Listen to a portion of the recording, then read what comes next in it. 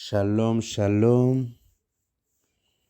ndagushuhuje mu izina rya Yesu, wowe unteze amatwi muri uyu mwanya. Ubuntu bw'Imana n'amahoro y'Imana bibe muri we bigwiriye mu izina rya Yesu. Uyu munsi nifuje kuganira nawe ku ijambo rivuga ku butware bw'abizera. Ubutware bw'abizera. Ubundi mu bisanzwe Imana irema umuntu yamuhaye ubutware. Ubwo butware umuntu aza kubwakwa cyangwa kubwibwa na Satani. Ariko mu by'ukuri kuzima ni uko abizera bongeye bagasubizwa ubwo butware.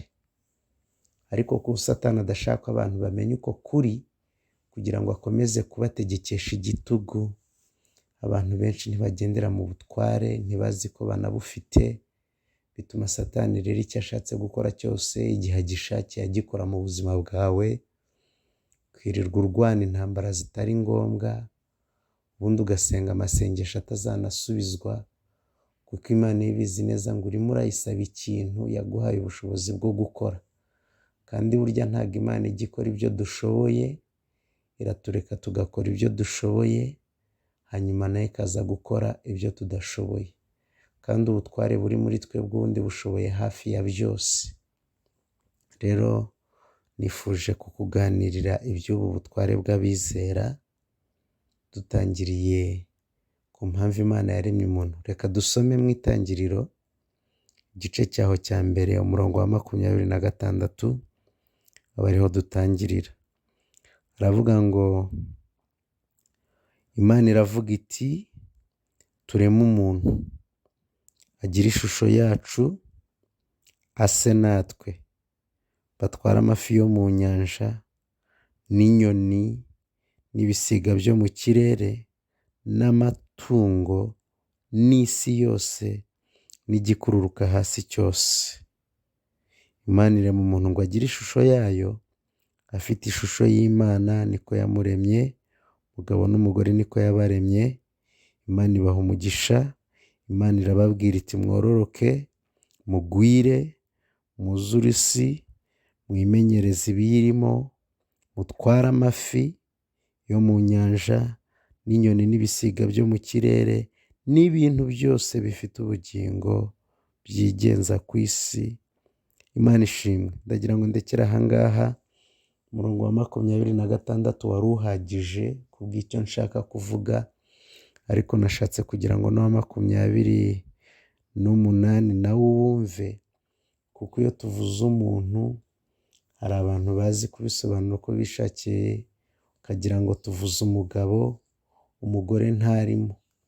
Ariko mwumvise ko mu murongo wa 26 Imana irimo iravuga umuntu, mu wa 28 irimo iravuga abantu, kandi ikavuga ko bose yabahaye ubutware n'ibyo bagomba gutwarira bibabwira. Rero Imana irema umuntu, ikintu cya mbere cyatumye Imana irema umuntu, maze kumva abantu bavuga ngo Imana yaturemeye kuyihimbaza, ariko uko siko Bibiliya ivuze. Maze kumva abantu bavuga ngo Imana yaturemeye kuvuga ubutumwa bwiza. Oya, ntabwo ari cyo yaturemeye. Cyokora ni inshingano yatanze kugira ngo tuvuge ubutumwa. Abamaze kubwakira ntabwo ari bose bazabuvuga, babwakira nibo bagomba kubuvuga. Ariko ibyo byose byaje nyuma y'icyaha. Kugira ngo tubeho kuvuga ubutumwa bwiza, nuko hari inkuru mbi yari yabanje kuba, kandi Imana ntabwo yari yaturemye kugira ngo habeho inkuru mbi cyangwa dukore ibyaha. Yaraturemeye kuvuga ubutumwa bwiza, no kuvuga ngo yaba yaraturemeye kugira ngo dukore ibyaha. Imana ishimwe cyane. Ikintu cya mbere rero Imana yaremeye umuntu, ari nacyo mvuga cyonyine mu bintu nka 3 Bibiliya itwereka. Ikintu cya mbere gikomeye cyane cyatumye Imana irema umuntu, kwari ukugira ngo ase n'Imana, agire ishusho y'Imana. Mu gusa n'Imana nabwo ntabwo ari aya mazuru n'umunwa n'amaso n'amatama n'ubunini n'uburebure n'ubugufi, ni oya, si ibyo. Gusa n'Imana, ubundi Imana irema umuntu yafashe ibyondo byo hasi, ibibumbabumbamo ikintu kiri aho kiryamye hasi, kidafite icyo kiri cyo, kidafite icyo gishoboye, ariko mu nyuma Bibiliya iravuga ngo Imana imuhumekeramo umwuka wayo. Ni ukuvuga ngo umuntu afite umwuka w'Imana nibwo aba asa n'Imana. Ikintu cya kabiri cyatumye Imana irema umuntu, nako ikintu cya kabiri umuntu asamo n'Imana ni ubutware, ni ukuganza, ni ugutegeka. Imana ubundi yaremye umuntu kugira ngo yo iganze cyangwa itegeke cyangwa itware ijuru n'ibiririmo, hanyuma umuntu nawe aganze, ategeke, atware isi n'ibirimo. Imana imuha ubutware ku byo mu kirere biguruka, Imana imuha ubutware ku mafi yo mu nyanja, Imana imuha ubutware ku bikurura inda. Iramubwira ndetse ngo n'isi yose, Imana imuha ubutware ku isi yose, birimo n'ifeza n'izahabu. Muri iki gihe cyacu binagereranywa n'amafaranga cyangwa ubutunzi. Imana yari yahaye umuntu ubutware ku bintu byose, ariko nubwo Imana yari yahaye umuntu ubutware ku isi, hari ikintu kimwe cyonyine Imana yari yamwimyeho ubutware. Yaramubwiye ngo murye ibintu byose, mukore byose nk'uko mushaka. Ku murongo wa 2 w'igice cya 9 mu Itangiriro iramubwira ngo cyokora igiti kiri hagati mu ngobyi kimenyesha ikibi n'icyiza ntimuzakirye. Imuha itegeko rimwe ku bintu byose umuntu yari yemereye gutwara. Yarabujijwe ikintu kimwe atagombaga kwigengaho ngo agikore nk'uko ashaka. Ntiyari yemerewe no kurya ku mbuto z'icyo giti. Ni mu gice cya 2 umurongo wa 9. Mu gice cya 3 ku murongo ubanza cyane cyane wa 4 n'uwa 5 bahita bavuga ukuntu inzoka yaje ngo yarushaga ibindi bikoko byose uburiganya, iraza iramubeshyabeshya kugeza igihe ukuri kw'Imana guhindutse ikinyoma imbere y'umuntu, hanyuma ikinyoma cya Satani gihinduka ukuri mu buzima bw'umuntu. Rero wa mwuka w'Imana yahumekeyemo mu muntu ari wo wasaga n'Imana kandi ukamutera gutwara, ukamuha ubutware, waje kuva mu muntu hinjiramo umwuka wa Satani. Ntabwo umwuka w'ikinyoma n'umwuka w'ukuri byashoboraga kwicara ku ntebe imwe. Umwuka w'ukuri ari wo mwuka w'Imana wahise uva mu muntu, kuko umuntu yari yakiriye umwuka wa Satani ari wo mwuka w'ikinyoma. Igihe rero umwuka w'Imana yaravuye mu muntu, icya mbere yarapfuye, kuko Bibiliya yari yaravuze ngo umunsi wakiriyeho no gupfa uzapfa. Abantu benshi baravuga ngo Imana yaravuze ngo azapfa, ngo kandi ngo ntiyapfuye, ngo yamaze imyaka 950. Nibyo yarayimaze, ariko yari yapfuye kuko wa muntu usa n'Imana yari yavuye muri we. Ukuri kwari kwavuye muri we, ukuri kwari kwavuye muri we, hinjiyemo ikinyoma, kandi ikinyoma ni Satani. Igihe rero ukuri kwari kuvuye mu muntu, hinjiye ikinyoma mu muntu, umuntu burya yarapfuye. Imyaka yose yamara ku Mana ntaba ariho umuntu utarimo ukuri kwayo. N'uyu munsi wa none, niba utarakira Yesu Kristo nk'umwami n'umukiza w'ubugingo bwawe, udafite ukuri, Bibiliya iravuga ngo Yesu niwe nzira n'ukuri n'ubugingo. Niba udafite ukuri ari we Yesu muri wewe, n'ubundi warapfuye, wapfuye uhagaze, ugenda uri umupfu. Imana ishimwe cyane. Rero uyu muntu yahise apfa. Wa muntu usa n'Imana yaravuye muri we, muri iki gitaka, muri iri bumba, muri ibi byondo, umuntu yarapfuye. Hasigaramo rero ikinyoma cya Satani. Wa muntu rero kubera ko ataragishoboraga gutwara isi, Satani yahise amwiba bwa butwara arabujyana. Kuko Imana iyo yahaye umuntu ntiyisubiza ibyo yamuhaye. Ntabwo impano z'Imana no guhamagara kwayo byicuzwa ngo uvuge ngo kubera iki namuhaye iki n'iki koko ngiye kugisubirana. Oya. Niyo mpamvu hari abantu uyu munsi wa none bahanura mu izina ry'Imana ariko atari yo yabatumye, kuko impano yarazibaye. Iyo yabavuyeho bameze nka cyagiye Sawuli igihe yari umwami wa Isirayeli, Imana ikicuza icyatumye imushyiraho, ariko ntimukure ku ngoma, ikimika n'undi mwami ari we Dawidi. Ariko Sawuli akaguma ategeka, Dawidi akajya mu ishyamba, kandi ari we mwami Imana yimitse nishimira. Imana ishimwe cyane. Imana rero ntabwo igukuraho icyo yaguhaye, niko bigenda. Imana ishimwe cyane. Rero Satani yahise yitiza ubutware kuko bwavuye mu muntu kandi ntibwari busubire mu ijuru, bwahise bujya kuri Satani, asigara atwariye isi, asigara ameze nk'umwami wayo, kugeza n'ubwo muzi yigeze kubwira Yesu, aramubwira ngo mfukamiye gatoya, ibi byose ubona nabiguha. Nuko Satani yari arimo gukora akazi umuntu yagombaga gukora ko gutwara isi. Imana ishimwe cyane. Ariko icyiza gihari, wenda reka mbanze ndeke no kugera ku cyiza gihari. Icyiza gihari mvuga nuko ubutware bwaje kugarukira umuntu. Ntawe nagera ku kuntu ubutware bwagarukiye umuntu, ubanze wumve neza ukuntu bwagiye. Mu murongo nk'uwa 16, 17, 18, 19, ahangaha mu itangiriro mu gice cya 3, Bibiliya itwereka umuntu nyuma yo gukora ibyaha anirukanwa muri Edeni. Amaze kwirukanwa muri Edeni, umuntu agira umuvumo, icyaha kigira umuvumo, icyaha cyazanye umuvumo ku muntu, kugeza igihe na ryataka, kuko Imana yari yamubwiye ngo utware n'isi yose, mutware n'isi yose, naryo rivumwa. Biravuga ngo umuntu azajya ahinga, icyambere niryo rizajya rimuha icyo kurya, ariko ngo azajya ahinga rimeremo ibitovu, rimeremo amahwa, rimeremo ibintu bidafite agaciro. Mu yandi magambo, asarure bimugoye. Iramubwira ngo gututubikana kwe, kubira icyuya kwe, mu murongo wa 19, ngo niho hazava icyo kurya, mu gihe ubundi umuntu yari afite byose yari akeneye, ibyo kurya byose byari bihari, none ubu ngo atabizi icyuya ntashobora kurya. Imana ishimwe cyane. Nshima Imana kuko n'uyu muvumo wo gututubikana ku bantu bizeye Imana nawo wakuweho. Uyu muvumo wakuyeho muri Luka 22:44, havuga ukuntu Yesu yari arimo asenga ababaye, ngo arangije abira ibyuya byinshi, ngo hanyuma ngo bisa n'amaraso, ngo bigwa hasi mu itaka. Icyambere, ibi byuya yabize ni iby'umuntu yagombaga kubira kugira ngo abone icyo arya. Kuba ibyuya bimeze nk'amaraso byaraguye mu itaka, byahumanuraga itaka ku bantu bizera Yesu.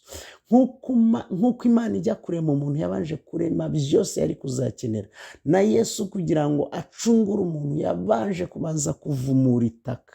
Ibi byuya bisa n'amaraso byagiye mu itaka ni ibyuya umuntu yari kubira. Icyuya cyawe Yesu yarakibize. Hanyuma rero kugira ngo bijye mu itaka, itaka ryaravumuwe ku bwawe. Ubundi ni itegeko kuko ze wunguka. Ibyo bihombo Satani akizana mu buzima bwawe, ugacuruza ntiwunguke, ugahinga ntusarure, nuko adashaka kumenya ukuri ko wasubiranye ubutware bwawe. Ufite uburenganzira bwo guhinga, warangiza ukabwira imbuto, ukabwira umurima, ukabwira itaka, ukaribwira ngo meza imyaka, bitajyanye n'ukuntu season imeze ku bandi. Wowe wabibye ugomba gusarura. Imana ishimwe cyane. Mu butware hari ubutware buri inyuma y'ijambo rye. Nk'uko Imana yaremye isi yose ikoresheje ijambo, nawe ibyo ukoze ukoresha ijambo, mu butware bw'ijambo bikazana umusaruro. Imana ishimwe cyane. Uwo muvumo rero nawo wabanje kuva ku muntu. Ariko noneho hari ahandi nshaka kwibutsa. Muri Yesu twarongeye duhabwa ubutware. Yesu yabwiye abigishwa muri Luka 10:19, arababwira ngo dore mbahaye ubutware. Aravuga ngo mukandagire inzoka, aravuga ngo mukandagire sikorupiyo n'imbaraga zose z'umwanzi. Imana ishimwe cyane. Ubu butware rero, ubu butware Imana yahaye umuntu iki gihe, muri Yesu harimo ubutware, ariko yari ataratangira gutwara. Muri Luka Yesu yigeze kubwira abigishwa be, arababwira ngo ibyiza ni uko agenda, ngo kuko nakatagenda umufasha ntazaza. Umuntu kubera icyo yari ataratangira gutwara. Ubundi ubutware nicyo bita autorite cyangwa authority. Ubutware rero umuntu akoresha ijambo, ariko inyuma y'ubutware ubundi hagomba kuba hari imbaraga. Hagomba kuba hari imbaraga. Umuntu nubwo yari yahawe ubutware, yari ataratangira gutwara kuko yatarahabwa imbaraga. Umuntu yahawe imbaraga Yesu amaze kuzuka, amaze no kujya mu ijuru, kuko nibwo Bibiliya ivuga ngo muzahabwa imbaraga mwuka wera nabamanukira muzaba abagabo bo kumpamya i Yerusalemu, i Yudaya, i Samariya no ku mpera y'isi. ubutware buri mu magambo, buri mu bikorwa, ariko ubushobozi cyangwa imbaraga ni force, ni imbaraga nyine zituma bwa butware bugira agaciro. Sinzi uko nabivuga. Urugero, aba bapolisi bo mu muhanda, iyo ahagaritse imodoka nta mbaraga akoresha ubutware. Azamura ukuboko gusa imodoka igahagarara. Ariko ya modoka yanze guhagarara, inyuma ya bwa butware, igasuzugura bwa butware, hari n'imbaraga zijya gushakisha ya modoka, umuntu wari unayitwaye agahabwa n'ibihano rwose. Imana ishimwe cyane. Rero kugira ubutware buri mu magambo. Ubwira Satani, ukabwira Satani ngo genda, akagenda. Ariko aramutse yanze kugenda, hari n'imbaraga ziza kumujyana adashaka kugenda ariko akagenda. Imana ishimwe cyane. Bibiliya iravuga rero ngo dore mbahaye ubutware bwo gukandagira inzoka. Inzoka ni Satani na Sikorupiyo, abadayimoni, ngo n'imbaraga zose. Imbaraga zose harimo n'iz'abantu nyine bemera gukoreshwa na Satani, zose wazihawe ubutware. Kandi umutware avuga rimwe, ntasaba, ntiyinginga, arategeka. Iyo avuze ngo genda, aba avuze ngo genda, kandi ugomba kubyubahiriza. Yanze kugenda, wabivuze, hari imbaraga ziza gushyira rya tegeko mu bikorwa. Izo nazo ziri muri twebwe. Imana ishimwe cyane. Haleluya. Ndashaka gusoreza ku murongo uri mu Befeso. Mu Befeso igice cyaho cya mbere, umurongo waho wa 19. Befeso 1:19, hari ijambo rivuga uku nguku. Riravuga ngo mumenye n'ubwinshi bw'imbaraga, mumenye n'ubwinshi bw'imbaraga zayo butagira akagero, iziha twebwe abizeye. Haleluya. Iziha, ngo n'imbaraga z'ubwinshi bwayo, mubyumve neza, mumenye n'ubwinshi bw'imbaraga zayo butagira akagero, iziha twebwe, imbaraga iha twebwe abizeye. Mbega warizeye? Nimba warizeye, wahawe imbaraga, wahawe ububasha, wahawe zitagira akagero. Imana ishimwe cyane. Nimba warizeye Yesu Kristo, ngo nk'uko imbaraga z'ububasha bwayo bukomeye ziri, nk'uko imbaraga z'ububasha bwayo. Ariko Imana iratangaje, ngo izo yakoreye muri Kristo ubwo yamuzuraga mu bapfuye, ikamwicaza iburyo bwayo. Ahantu, reka mbabwire bene data, niba hari ahantu Imana yakoresheje imbaraga zidasanzwe kuva isi yaremwa, ni umunsi yazuraga Yesu Kristo. Umunsi Imana yazuraga Yesu Kristo, yakoresheje imbaraga zidasanzwe, imbaraga zikomeye.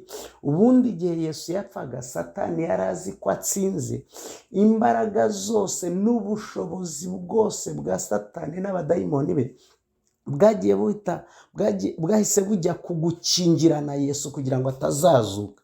Kuko iyo Yesu atazuka, gupfa kwe ntacyo kwari kumaze kuri twebwe.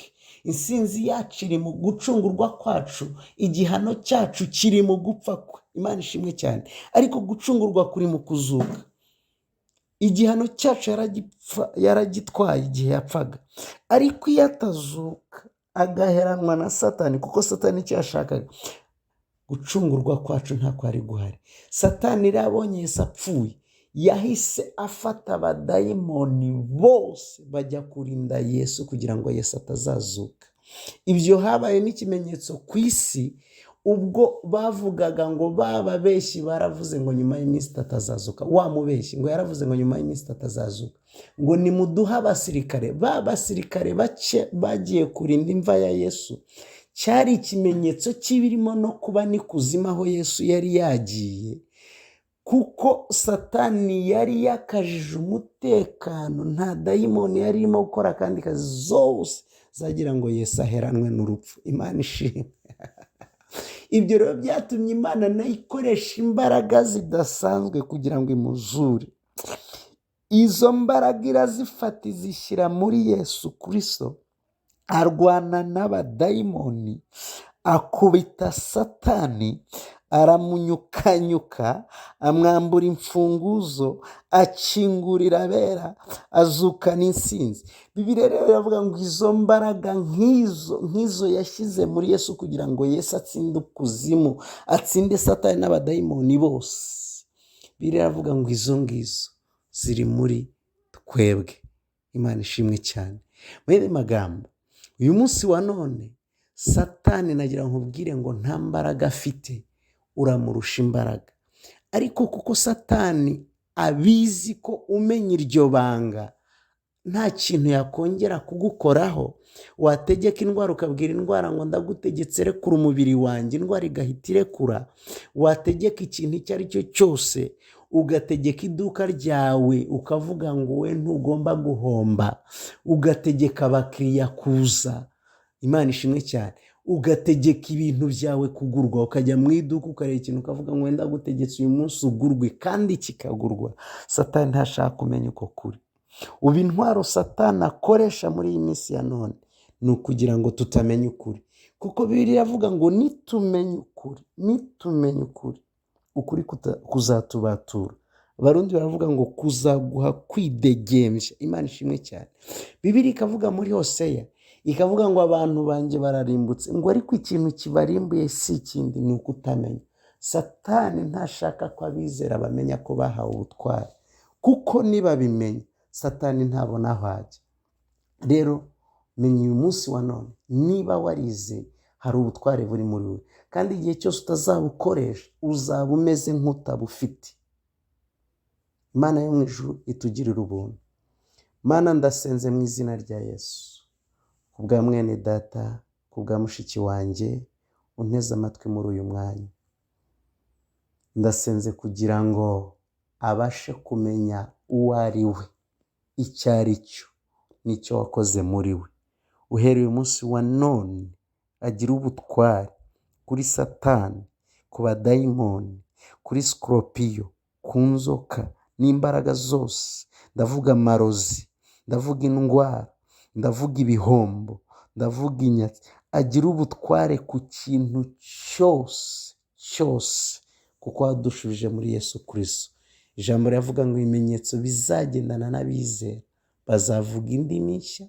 Uravuga ngo bazirukana abadayimoni. Waravuze ngo niba nasengera abarwayi bazakira. Reka yakire ubu butware, kandi ibyo bimenyetso bigendane nawe kuko yizera. Mu izina rya Yesu, amen, amen. Imana ibaha umugisha mu izina rya Yesu.